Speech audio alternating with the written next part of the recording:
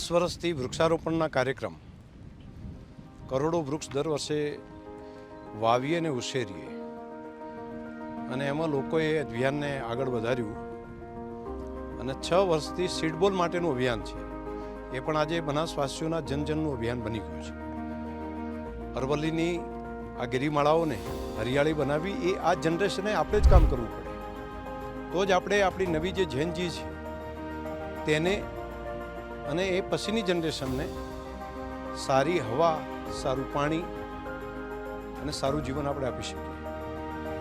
એટલે કોઈ કરશે એવું નહીં, આપણે જ ચાલુ કરીએ, આપણે જ જોડાઈએ. આ કામ પ્રકૃતિના સંવર્ધનનું કામ છે અને પ્રકૃતિનું સંવર્ધનનું કામ જે કરે છે પ્રકૃતિ તેનું રક્ષણ કરે છે. સીડબોલ લાખો બહેનોએ ભેગા થઈને સીડબોલ બનાવવાનું કામ કર્યું. લાખો લોકો આ અભિયાનની અંદર જોડાયા છે. દિવસો સુધી પર્વતો ઉપર ચડીને પોતાના ખર્ચે, પોતાની મહેનતથી, પોતાના ભાડાથી પર્વતો ઉપર જઈ અને વૃક્ષોના સીડબોલ નાખી અને ત્યાં પણ હરિયાળી થાય એ માટે જે કામ કરવાવાળા જે લોકો છે એને હૃદયપૂર્વક હું વંદન કરું છું.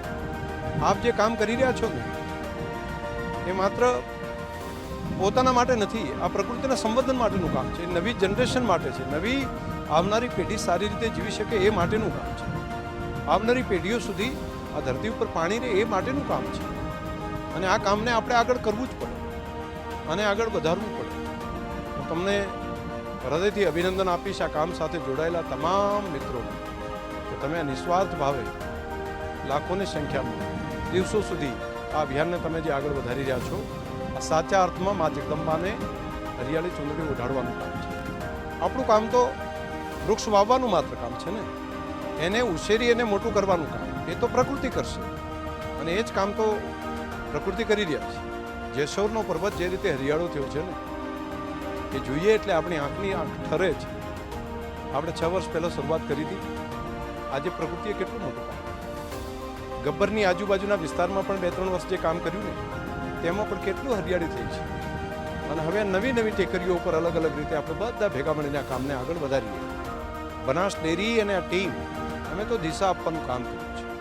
બાકી આ કામ છે એ તો શાળા કોલેજના વિદ્યાર્થીઓએ ઉપાડી લીધું છે, આ જિલ્લાના જિલ્લાવાસીઓએ ઉપાડી લીધું છે, અલગ અલગ સંસ્થાએ ઉપાડ્યું છે. આ કામ સૌનું છે, આવનારી પેઢી માટેનું કામ છે. બસ આ કામને આપણે આગળ લઈએ. મોદી સાહેબે કહ્યું હતું ને કે આ પર્વતો પણ હરિયાળા કરી શકાય. આપણે મહેનતને આપણે આગળ લીધી અને જુઓ ને પર્વતો હરિયાળા થવા માંડ્યા છે.